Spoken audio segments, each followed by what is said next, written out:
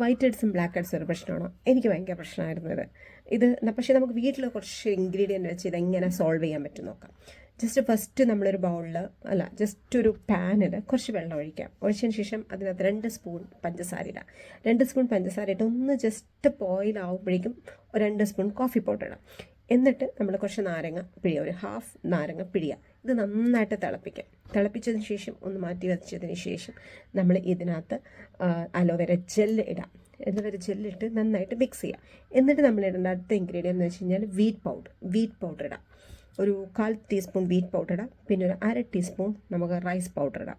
ഇതെല്ലാം കൂടിയിട്ട് നന്നായിട്ട് മിക്സ് ചെയ്തതിന് ശേഷം ഈ നോസിൻ്റെ വൈറ്റ് ഹെഡ്സ് ബ്ലാക്ക് ഹെഡ്സുള്ള എല്ലാ ഭാഗത്തും, എസ്പെഷ്യലി നമുക്ക് നോസിൽ മാത്രമല്ല ഇതുണ്ടാവുക, ഇവിടെ എല്ലാം ഉണ്ടാവും. നമ്മുടെ ചീക്കിലുണ്ടാവും, ചീനിലുണ്ടാവും, എല്ലായിടത്തും ഇതുണ്ട്. പിന്നെ ഇവിടെ ഈ ഒരു പോർഷനിലുണ്ടാവും. അപ്പോൾ അതെല്ലാം അവിടെ എല്ലായിടത്തും എവിടെയൊക്കെയാണോ ഉള്ളത് അവിടെ എല്ലാം ഇത് നന്നായിട്ട് അപ്ലൈ ചെയ്തതിന് ശേഷം നന്നായിട്ട് റൗണ്ട് മസാജ് കൊടുക്കുക. എന്നെടുത്ത് blackheads whiteheads remover വെച്ച് നമ്മളതൊന്ന് എടുത്ത് കഴിയുമ്പോൾ പെട്ടെന്ന് തന്നെ ഇതെല്ലാം മാറുകയും ചെയ്യും, ഇതെല്ലാം വരും, നല്ലൊരു ക്ലീൻ ആയിട്ടിരിക്കും.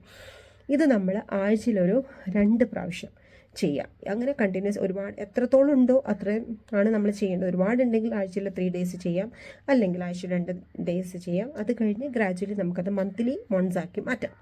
ഇങ്ങനെ ചെയ്യുന്ന സമയത്ത് നമ്മുടെ എല്ലാ ബ്ലാക്ക് ഹെഡ്സും വൈറ്റ് ഹെഡ്സും പോകും. പിന്നെ ഒരു കാര്യം പ്രത്യേകം ശ്രദ്ധിക്കേണ്ടതെന്ന് വെച്ച് കഴിഞ്ഞാൽ ഫേസ് എപ്പോഴും ക്ലീൻ ആയിട്ടിരിക്കണം. രാവിലെ ഒരു പ്രാവശ്യം ഫേസ് വാഷ് ഇട്ട് കഴുകുക.